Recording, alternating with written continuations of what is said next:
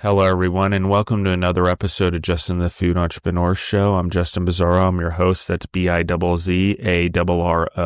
For anyone who's out there trying to find us, you can find us on Instagram at Justin the Food Entrepreneurs or at Justin Bizzarro. That's 2 Z's, 2 R's. You can also find us at Gorilla Brave. That is our food, beverage, nutrition, farming, and hospitality entrepreneur community. That's a lot. It's a mouthful, I know. But that is where the community is built. That is what you guys as an audience asked of me to put together, both a place where you could get low-hanging fruit education. That's on the Instagram page. Then there's additional information on the Facebook business page. So that's similar to the Instagram. But then as we expand out on social media, there is private group on Facebook for the entrepreneurs, food and beverage, obviously. We filter you guys as you go in there, making sure you don't disrupt the community.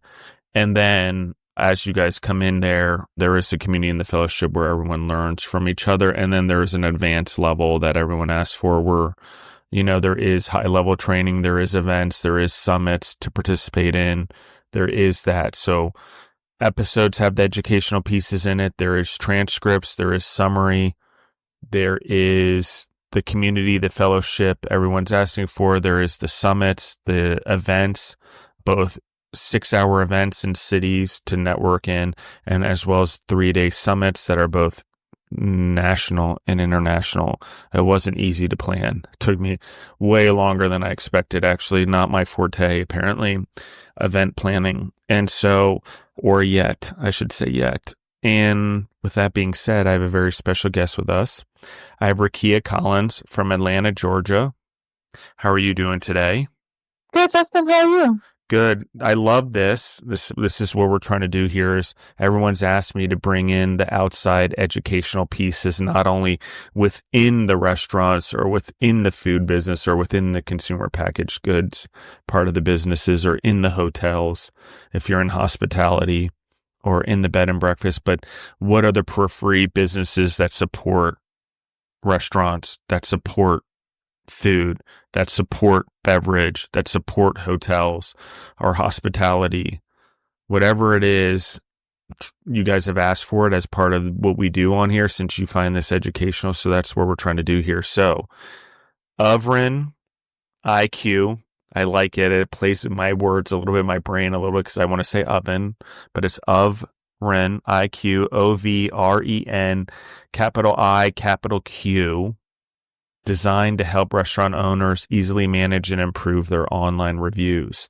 I like this a lot because we have so many reviews coming at us, so many directions, both as entrepreneurs and as restaurateurs in particular. So the show is yours. I want to hear your story first before we sort of get into the product and get into that. Let's talk about you. Let's talk about how'd you end up in Atlanta? Have you always been there? From little R to big R. Let's talk your story. Yeah, thank you so much, first of all, Justin, for having me on your show. Yeah. I have been in Atlanta for over 15 years now. I went here from high school. My father was in the military, so I moved around a ton, and this was his last duty station. So I've been here since then. And went to college here and everything. I have a strong background in SaaS. So I currently work at a SaaS company. And that's kind of where I'd say the genesis of Auburn got started, because being in SaaS, you really understand the importance of how fast technology moves and the importance of customer sentiment, how your customer's feeling. Today your product could be meeting their needs, but tomorrow it could not be. And so it actually came to me when I was looking at Google. I was like, okay, find, restaurants near me. And for some reason, the restaurant that I was just thinking was going to pop up because I always go there, it didn't pop up. And it kind of shocked me because I was like, why is it not here? So as I begin to scroll, I find it on Google, but it's a little lower than expected. And I realized because of the reviews, and I'm like, I've never had a bad experience. They're like, why is it not higher up? And so that kind of got me on this rabbit trail of like, what actually governs these reviews? Why aren't they getting enough reviews? And actually, as I started to go through the reviews, I was like, these are a lot of like repeatable themes that if they were just to address them, this would actually help their local SEO on Google. And so that kind of got me into the why is no one helping restaurants manage a reputation, finding competition in this space. And that's kind of where Auburn came about. Have you always been drawn to food, or was it something that just happened with this venture? Is it something that you've always been a foodie? Has there always been a connection to food somewhere in your life, a curiosity or anything? Yes, I would say more foodie than anything. I never saw myself in like the tech space from a food perspective, but certainly just a major foodie. Everything from Mediterranean, Peruvian, African. I love to try different cuisines. I recently went to Tokyo and trying the food there, especially the sushi and the ramen. Oh my goodness, hands down the best. Yeah, so it's like a little bit of stacking of skills here. There's skills being stacked so you can be of greater service through your business, right? Find a Absolutely. problem, provide a solution. Let's talk about SaaS a little bit, because just for the audience, I would say as in the entrepreneur restaurateur space, we tend to be looked at as less tech savvy, although I argue a little bit differently in today's day and age where we are getting more social media savvy and tech savvy, but I think we overlook certain things like this. So let's talk about SaaS. What did that teach you? I mean, you're helping businesses from that standpoint. I would say that's the main focus of SaaS, but let's talk about it overall for the audience to sort of anchor it and define it. Yeah, so I'd say SaaS is generally any sort of software or technology that would help make your lives easier. Things that would normally do manually, such as with Auburn, reviewing different platforms for what your customers are saying about you.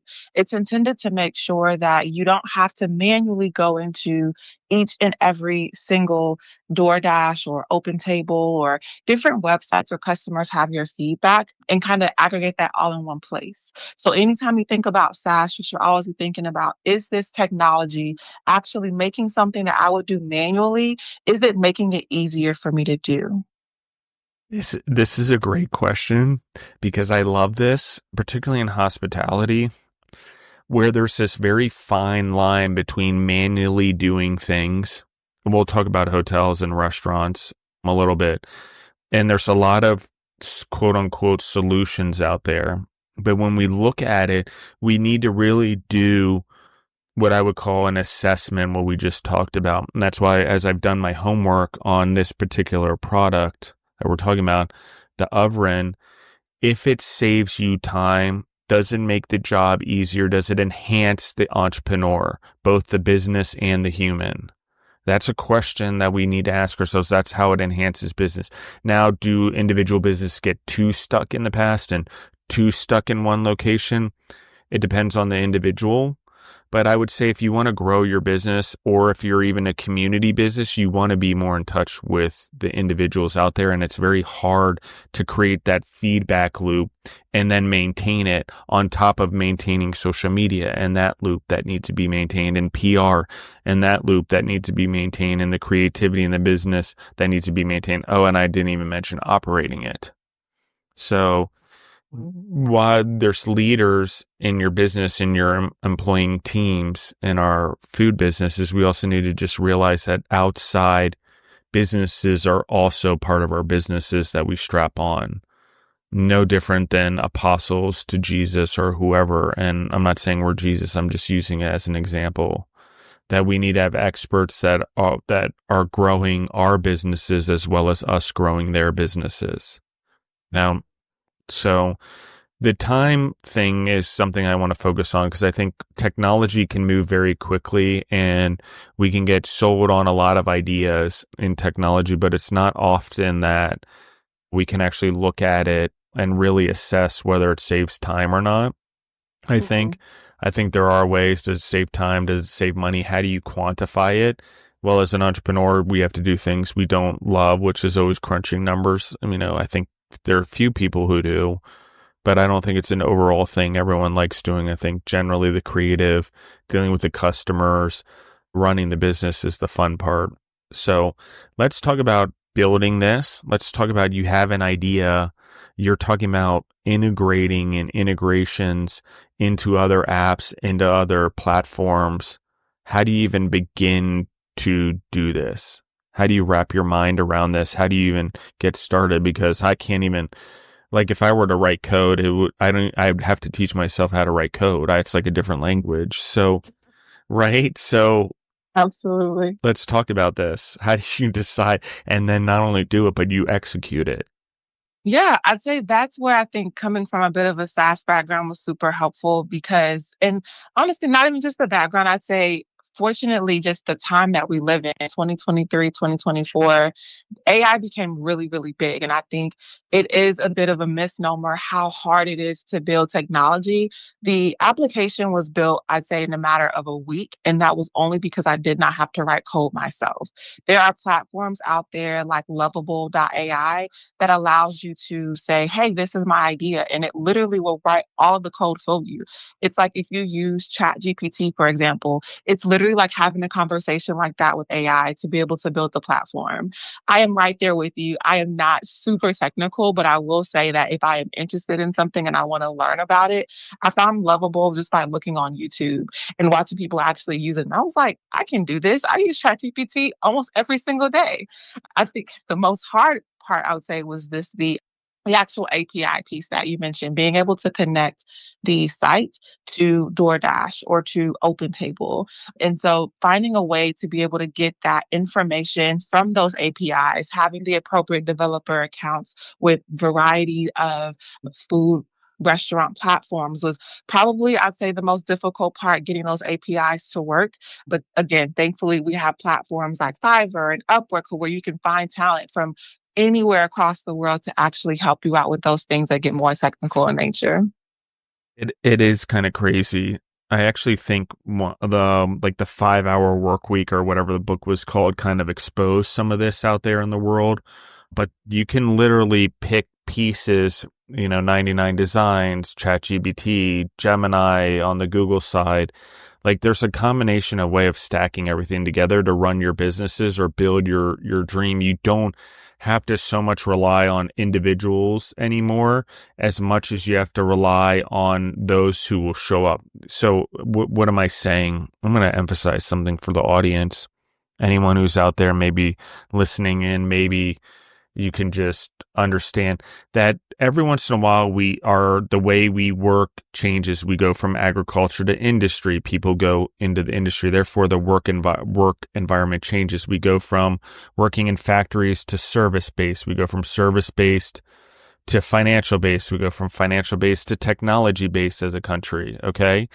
But what's going to happen in the workforce with AI and with the ability to outsource our skills and not necessarily need the humans in the same way is the most important humans in a business is going to go back to the basics, which is work ethic and do you show up? Because everything else can be taken care of. The things that the human needs to take care of means the human needs to show up all the more importantly right now. French fries, cooking on the grill, the jobs that we are like, oh, those are worth nothing jobs. Those are the jobs that are going to become important. So I just want to just talk about that with everyone a little bit here because as we're building our businesses or we're looking into the future, the way the workforce is going to change as a result of systems like this, it's important. The way we do waiting and waitresses change because of the technology and POS systems 20 years ago. You now walk into a McDonald's and you have a kiosk you order from. Mm-hmm. So this is what we're saying, guys. The models change. Is McDonald's still a customer service company? I don't know. Right? Like it's a kiosk now and it does most of the ordering and most of the ordering's done on the McDonald's app or through DoorDash or whatever.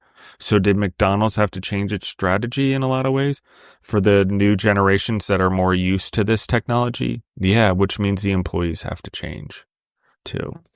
So let's talk about building this now, launching it. How do you test it? How do you build these relationships with I'll call them third parties, the Yelps, the Googles, the DoorDashes? How do you then start to build these relationships? How do you launch this? Because I don't even, like launching food is just a whole venture to me. So launching software, While I've done some of it, I haven't actually lived the part that you're living. Yeah. So in terms of building it, a lot of the sites now, like the Yelps, Open Tables of the world, they actually have the customer facing UX that most of us are used to as just, restaurateurs signing up for the account to be able to have your reviews. But they also have, I call it like a back end part of their site, if you will, for just developers.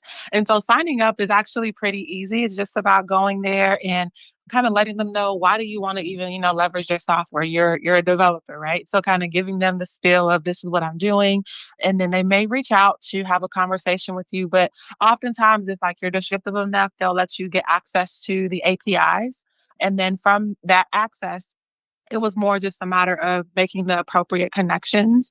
And there are also platforms out there that actually aggregate a lot of APIs for you. So whether I had to make a direct connection to like a Yelp or an Open Table, or I went through a third party who already has all of the access to the APIs and I'm just paying them for their access, there are several ways just to kind of get access to the customer review data. Dashboards, how do you design it all out? Like, you have a vision in your head, you've worked in this before. So how do you lay this out in a way that you feel that is user friendly? Because there's a lot of information now being locked in from outside parties, and then the data is dumped in terms of reviews. So you're having to answer all of them. Like, talk to me sort of, one, how did you vision this all works in terms of a dashboard, like what we see initially, how that helps us? And then how do we answer all of them through the system or Yeah, software, whatever it's called now? Uh, absolutely. So I'd say in terms of the dashboards, I would lean partially on the SaaS background again, understanding that most individuals as humans, we gravitate to the things that kind of tug on our emotions a bit more, right? And so from a combination of talking to different restaurateurs and a little bit of chat GPT, trying to figure out, if I own my own restaurant, what are some of those things that I wanted to see immediately when I logged into any portal about my restaurant? If I'm looking at it from a review lens, I want to see how many of my reviews are positive or negative. Do I have any reviews that are kind of coming in that I might have missed or didn't see come in, since I have several different profiles from DoorDash to Uber Eats to Open Table to Google and all these different places coming in? I want to be able to answer those critical questions, because the reviews that I don't see are the ones that are going to impact my bottom line the most.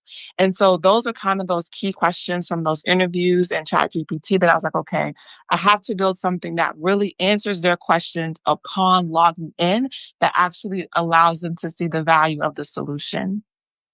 So I'd say one of my favorite dashboards that we built was the customer feedback dashboard. And what that one does is, to your point, we're connecting all this data from the APIs, but it's literally just dumping the data in.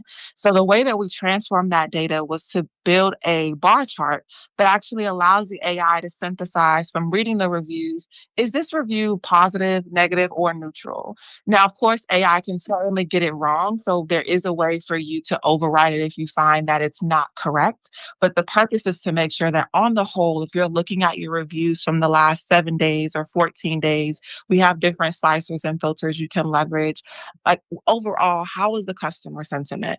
And not only is it positive or negative, the AI can also identify specific things. Like, to your point earlier, do we have a long wait time? Is the food, excuse me, is the food not great, right? Like, those key phrases, the AI is actually pulling all of that information out, so that way you as a business owner can see that front and center. Because I think one of the things that we have trouble with, especially as our businesses grow, particularly restaurants that catch that 2 year, what I'll call that 2 year momentum, where generally businesses live off of momentum, newness at first. Okay. There's that newness. But if you can catch that customer interaction, you can catch that customer feedback, get feedback into your business, get feedback from the customer, start to build that feedback loop with the certain customers that not only do they love the feedback, but then they become your word of mouth marketing out there, because they're championing your brand, because you're interacting with them and they feel like they're family, Hmm. which they are. Let's be honest, without them, our businesses would be done for. Hmm. So I think that this is important because it is capturing that piece. that is important in that 2 to 5 year loop, which is really where most businesses start slagging and they go through this slump period, which is really where we are forged in our businesses and can take up to 7 years. If you tune into your customers, you listen to what they want, you keep your ear on the ground, you don't resist it, you use software like this. This is what we're talking about, guys. And you can filter it. You can find out what's trending and what's not, what's working, what's not working, even probe questions, even ask people to come in and try the stuff, a new product. I think that that's part of all of this. So you've consolidated everything together. I mean, I'm kind of like nerding out over here of the possibilities, but it's a whole other thing. That's a whole other thing. I love the softwares and the integration and how to make it all work and communicate with the world out there. So you have the idea in your head. SaaS comes in, it builds the dashboard. You hit the population. I have to ask, what is, as you've shown this to individuals and it populates like from all the different platforms, what's the reaction? Because I gotta imagine Mind it's like, blown. yeah. Yes, mind blown. And I think it's mind blowing not because there no one's ever done this, right? Like Auburn, from a conceptual perspective of reputation management, there are other companies that do it, like Bird Eye or Podium. The issue with those is that they're great solutions, but one, they cost you hundreds of dollars a month. And it's like the industry as a whole overlooks the small businesses who don't necessarily need a ton of bells and whistles and is not willing to pay $200 or $300 a month for a solution that actually services them and actually meets their needs. So for people to kind of see, especially because it's so easy, I think when people like when I talk about it, it's like, okay, so it has to be at least a 15-step process to get all of my data in the solution. But it's actually a two-step process. And so when they see how simple it is, that is a part of the mind-blowing piece, and then the second piece is that I don't even have to always log in. I can get emails as well about new reviews from all of my platforms. So it's definitely interesting every single time to see people look at the platform for the first time and kind of step back and say, "Where has this been all my life?" Yeah, it blows my mind thinking about it. The I mean, you're going in a different direction, right? A little bit. You're launching this software, whatever. You're launching, I don't know what to call it. You're launching this lifestyle thing for a business that's majorly important as an integration into our businesses, I feel. I don't know how else to put it because software is a downplay or whatever the site. I don't know what they're called anymore. I guess it is still software, but I don't know. And but I'm blown away by the idea. I'm blown away by the fortitude to get it done.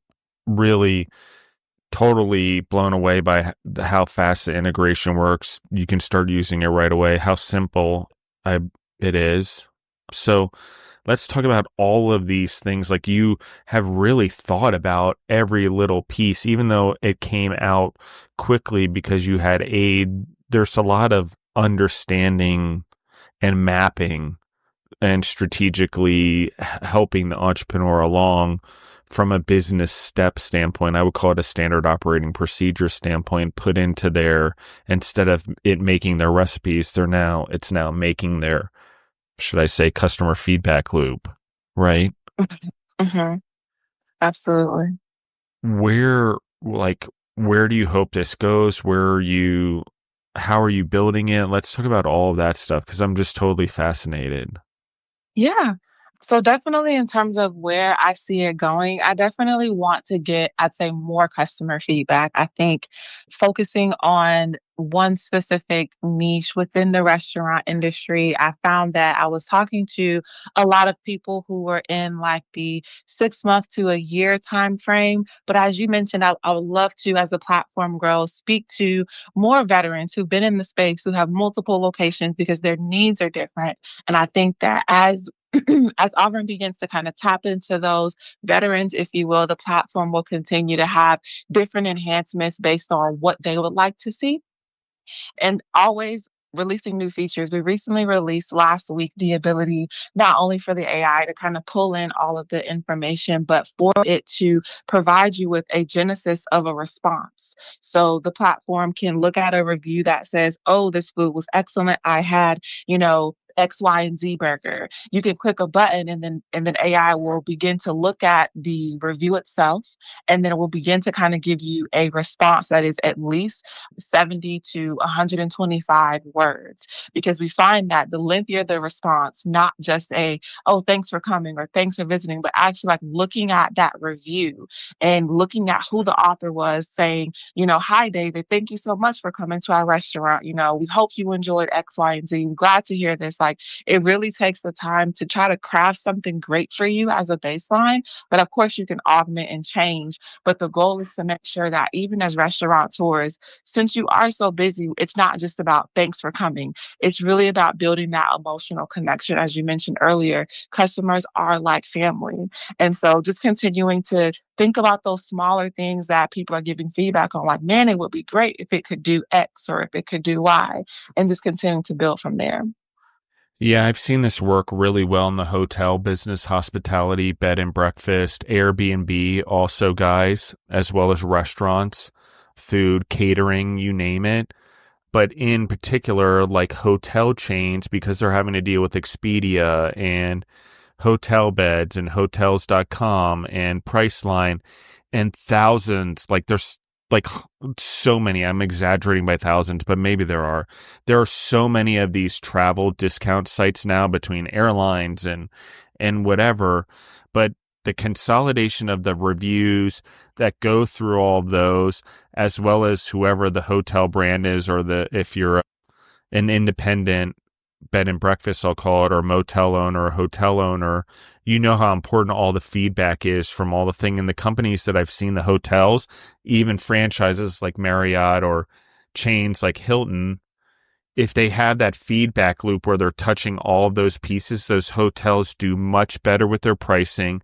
They do much better with their relationships with repeat customers, and they have longer term stays, longer term revenue, and they sell out more, meaning they have no occupancy left for that day, 100% occupancy. So it's the same in food, guys. Once you start turning this little lever here, getting that communication with the customers, interacting with even the ones that are bad and changing their opinion, giving them another chance, or allowing them to give you another chance, really, by making amends, okay? This is a process to make amends. It's to build relationships, but it's also to make amends to the customers that you don't do what you say you're going to do, right? So let's talk about the feedback loop. Let's talk about AI, because we're talking about automated responses. Let's talk about all of that type of stuff, because it's part of this now. It's part of what you're doing. I get in reviews. Let's talk about good review, bad review. Let's just walk the audience through like one good review. I want to interact with this customer. What does that look like? Maybe it's Yelp. And then let's talk about a Google or a DoorDash or something. What does that look like if it's a bad review?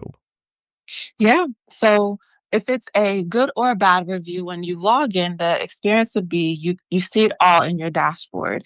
First, it hits your customer breakdown chart. So you're now able to see, okay, I have, X number of positive reviews and X number of negative reviews. From there, you also have a filter to filter on the reviews that came in from the last 7 days. So in your example, let's say we had a good review and a bad review come in. At the very bottom of your dashboard, you're actually able to see the platform it came from, whether Yelp, Google, the day it came in, the author, so who actually wrote that review, if you replied to that review or not, and then the actual review itself. And so if you were to get a negative review that came in, you can take a look at, the content of that review. So is there something from an operational lens that, we should have taken care of that we didn't? What are they kind of saying? How are they feeling? And that's where you can click on that AI button to say, read this review and give me a baseline response of how I should respond to this review. And you can do the exact same thing for a positive review as well. The AI will then give you a review response that you can, copy and then just paste it directly and just send it off to Yelp or to Google. Or you can make some changes to the wording. Maybe, you didn't like the AI's response. Maybe it was a bit too firm or a bit too direct, and you kind of wanted to add some kindness in there, some human touch, right? Because even if it is AI, AI is still valuable. And as a human, that's where you can still come in to use your own tone and use your own human touch to know that everything that's being put out about your company online, how you're responding to the reviews actually matches your company tone. And so that would be the process of how you would leverage Auburn. In the event that you say, Rekia, I'm too busy to log into the site every single day. You will get daily emails as well about, what recent reviews came in. So we send those out every day at 7 p.m. for everyone that signed up. You'll get your reviews for your specific business. And that way you can at least still keep a tone on, what's actually coming in, even if you're not logging into the dashboard to see that information. Yeah, I love it. I love the dashboards. I'm a big fan of consolidated information and the what we're doing here and being able to respond or know where we are, the status or whatever. And I think for multiple location businesses, this is really key, especially if you're expanding corporately, especially if you're going into the franchise game. What are you requiring your franchisees? How are they monitoring the feedback? And how are you able to get that feedback also? Because now you're talking about a compounding problem. You're talking about managing a food system and a franchisee, but also making sure that that franchisee is living up to the customer standards, which means that they have to monitor it. So why not give them a feedback loop monitoring system required in your franchise agreement like this, that you can also get reported back to you so you can monitor, so you make sure that the standards are being held. Absolutely. It's important, guys. So not only does it benefit the business, but it also provides checks and balances in our corporate growth, monitoring the locations as we grow. What does that feedback loop look like? And what is the feedback coming back to us?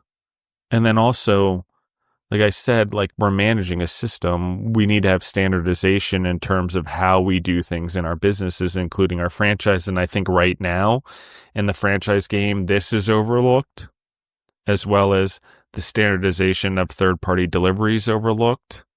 And as we franchise, we have to have systems in place for those as well. When we go to grow our businesses now, same with PR, same with marketing, advertising, all of those things, there has to be standardizations to hold the brand together. And this is something that I heavily recommend to everyone. You want to be able to monitor things. You want operations to be able to operate independently, obviously deal with things there. They deal with the same things that everyone else deals with, but also local things. So operations tend to be very localized, standardized in the franchise case or a corporate growth case, but the flexibility. So certain things that can be standardized without having them to have to worry about it or deal with it in a way like this. That's why we put a standardized accounting in place and standardize, first in, first out in place, because it matters, like overall as an industry.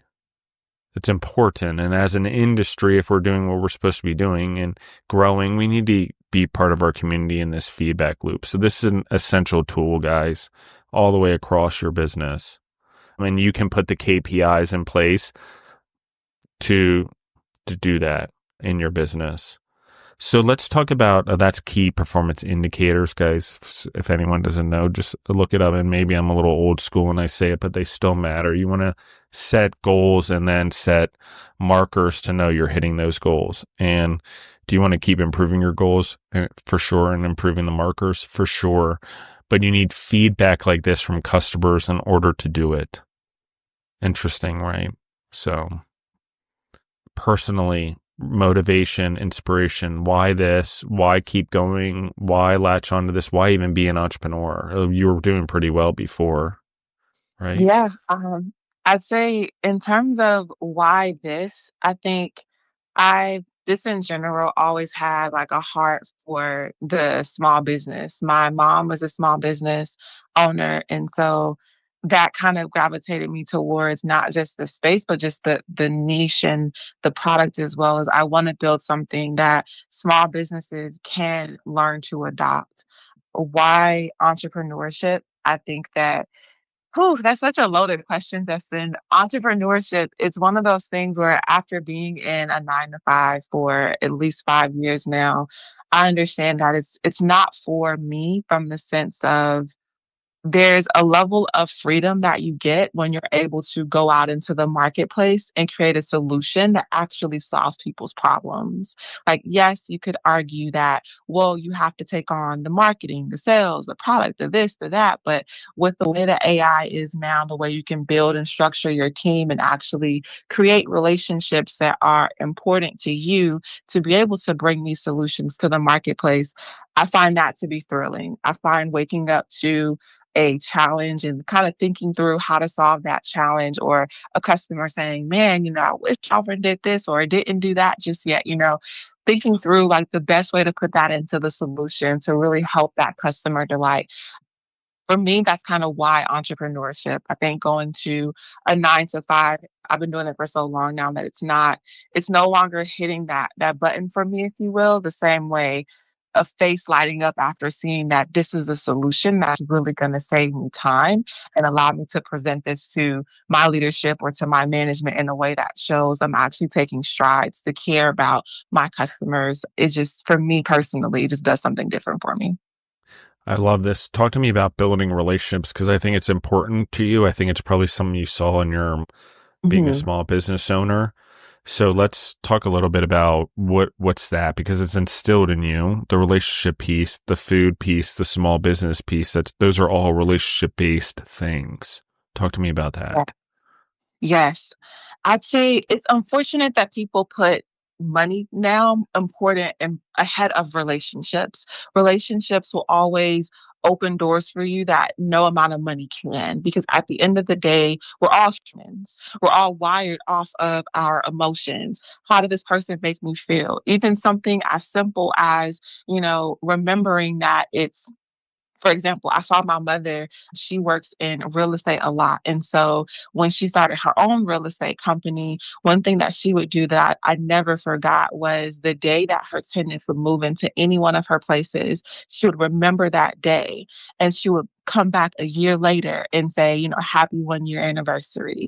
Or for Christmas, she would give, her tenants gifts. And if they had kids, she would get them gifts. And nothing, super extravagant, but just enough to say, I'm thinking about you. I hope that you're enjoying your stay. Always feel free to, share any issues or concerns about the property that you have with me. And so always seeing her go about her relationships that way. She was never, especially in a place like real estate, she was never struggling for tenants. The tenants would actually refer their friends to her and say, well, let me go to her and see if she has other properties first. And so for me, it was just always seeing that she never lost that human touch. And it was those simple things that she was doing. So for me, in building relationships, I always try to think about, one, how can I best add value to this person without me getting anything back in return? Because as humans, we're very reciprocal in nature. So if you come into the relationship, using my mom as an example, with, hey, I care about, your family at Christmas, and I hope that you guys are doing well and things of that nature. Now suddenly she's getting all of these Christmas cards and people are saying, I hope you're doing okay. And she's getting, random calls from her tenants about just, achievements of their kids. And it was just very nice to kind of see that. So to your point, certainly ingrained in me from when I was younger to kind of know that putting relationships first and foremost, making that the priority, will always take you far. Yeah, I agree with you 100%. Wow, it's been a lot here. Talk to me about schooling, education, growing yourself, focus on growth because it's important to you. I can tell. You've also moved around a lot, so you've had to build relationships probably a lot as someone who grew up in a military family. So you're good at building those relationships also initially, but you're also you seek knowledge, you seek growth. I think that's what you're also seeking for your clients through this system that we're talking about here, because it's going to become part of the food system. I'm going to call it a system. I'm not going to call it software. I'm not going to call it.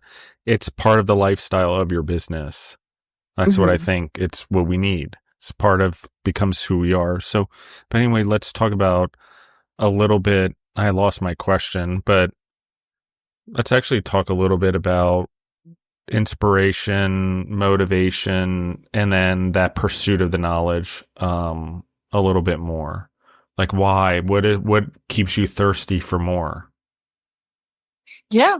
I'd say, and just a bit personal, I'm Christian. And so I read the Bible a lot. And one of my favorite verses in the Bible is through knowledge shall the just be delivered. So there's always a constant, just internal pursuit of knowledge, whether it be financial knowledge, how do you, balance paying yourself first versus giving back to your business, or, relationally, how do you stay on track and continue to be a good wife, or whatever venture, whatever I'm doing, it's always, to your point, how do you get better at that? And for me, it's seeking out knowledge from individuals who have been there and who've done more than you and who you can learn from.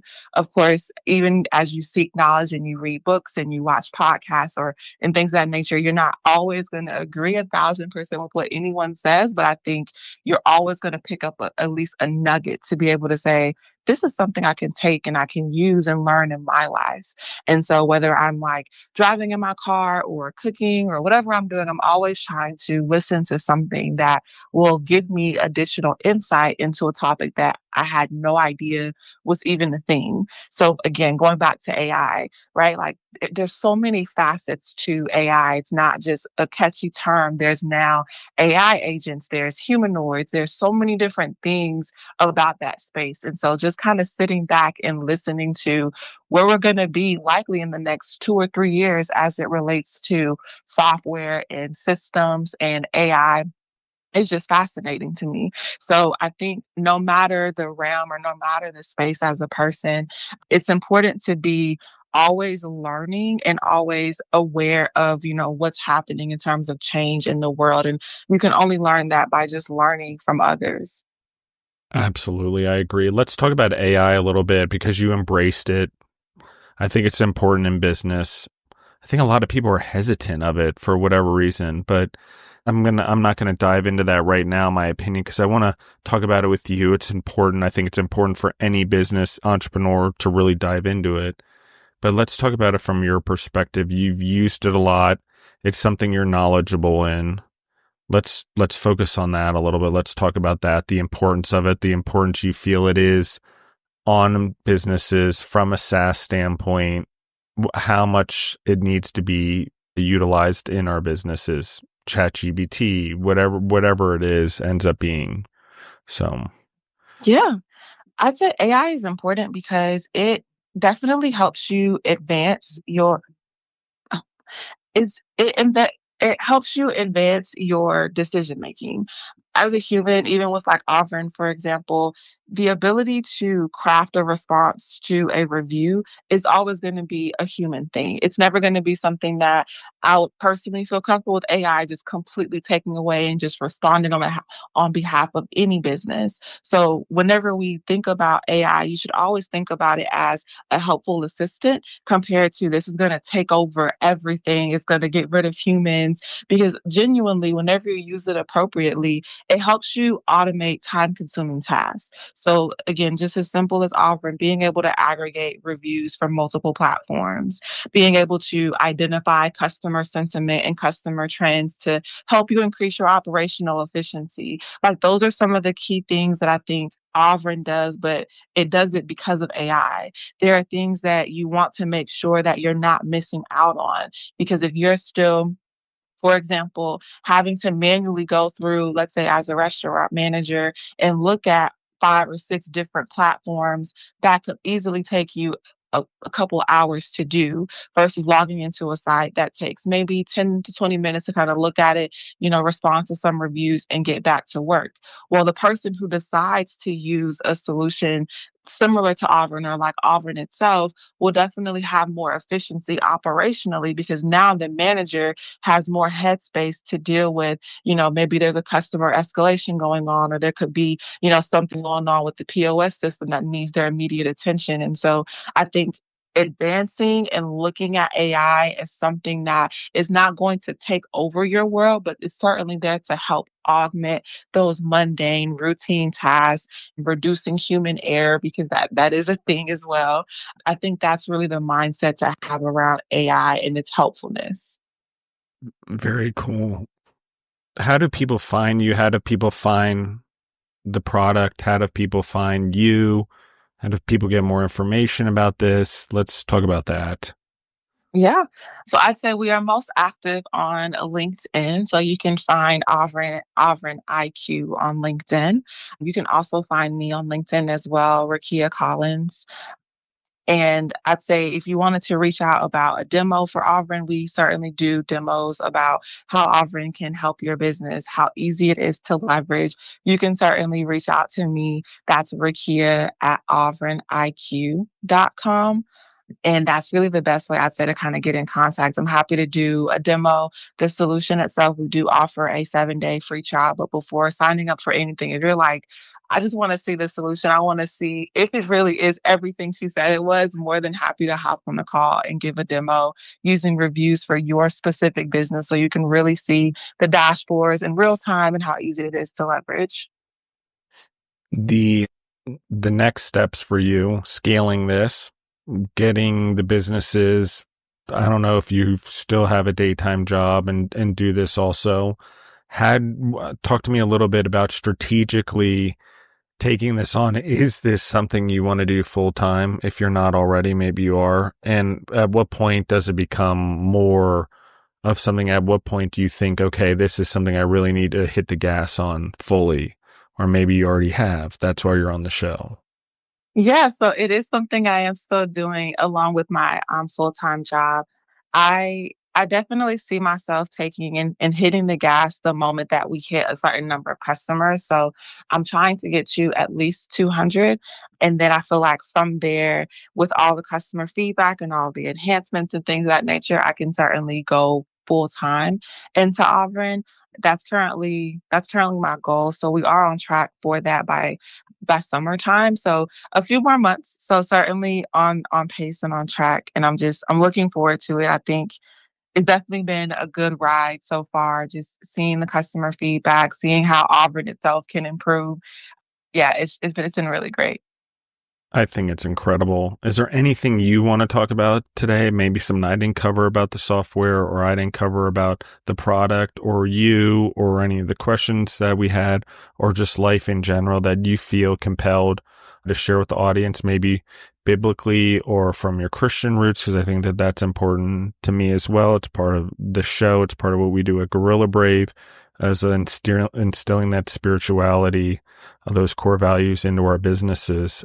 So we model that. But is there anything that I didn't say related to it, or anything you want to share? No, first one again, just thank you so much, Justin, for your time. The one thing that I would say is never forget that even though like you are a restaurateur and you're a manager or an owner of a restaurant, that you are human first. And so when you want to go to a restaurant, like what do? You hop on Google or you hop on your favorite search engine and you try to find restaurants near you.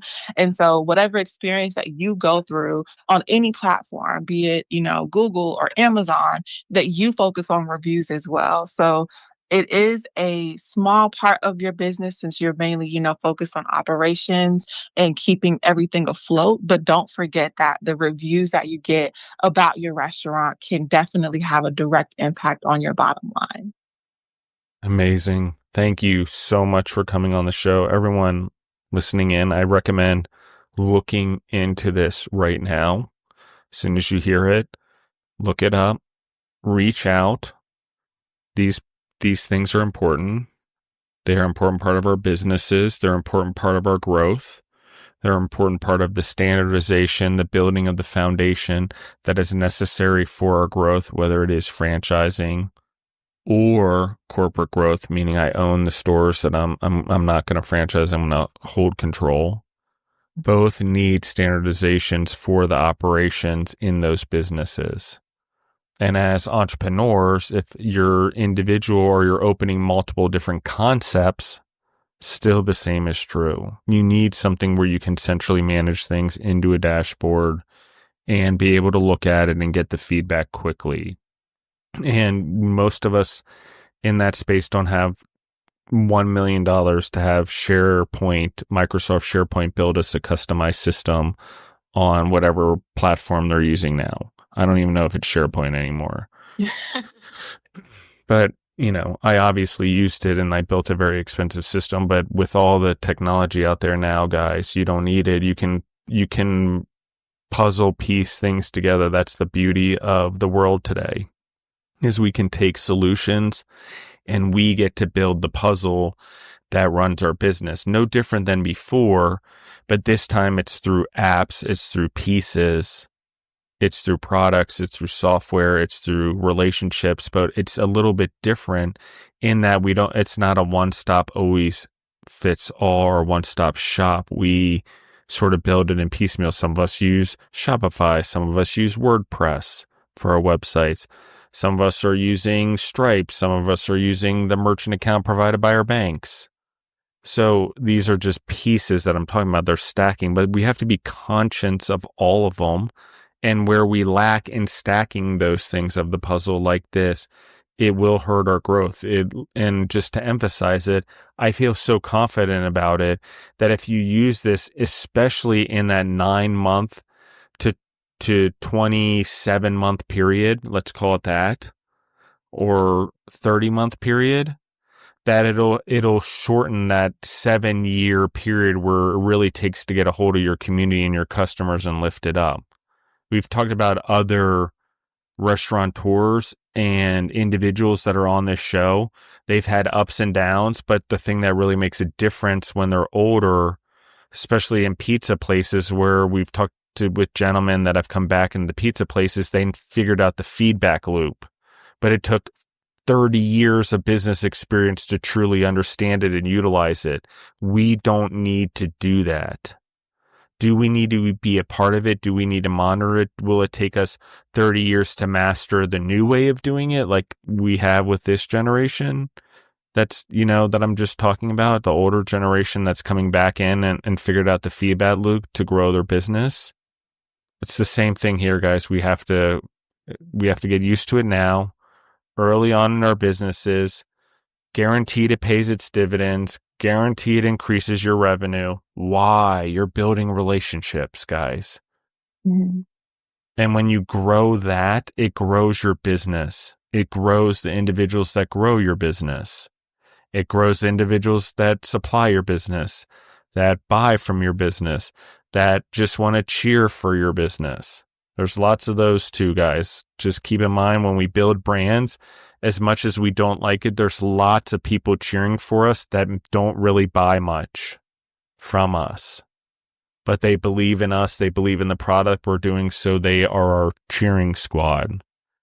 Happens. Who's the person on Instagram that likes every photo, likes every share, likes every story, that's always rooting for you, that pops up when you need them the most? That's what I'm talking about here, guys. And in this case, we're able to cheer for our community. We're able to make amends. We're able to make things better when we mess up because we catch it in the feedback loop. Imagine if I had a marriage where I could capture all the thoughts and feedback from everything that went on and be able to address it. We don't have that. We can't read each other's minds. But that's what we're talking about here from our customer, essentially.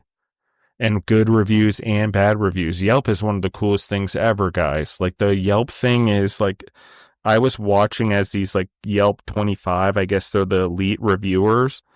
And I started following this track the other day. I didn't even know about this. I should know about it, but I didn't.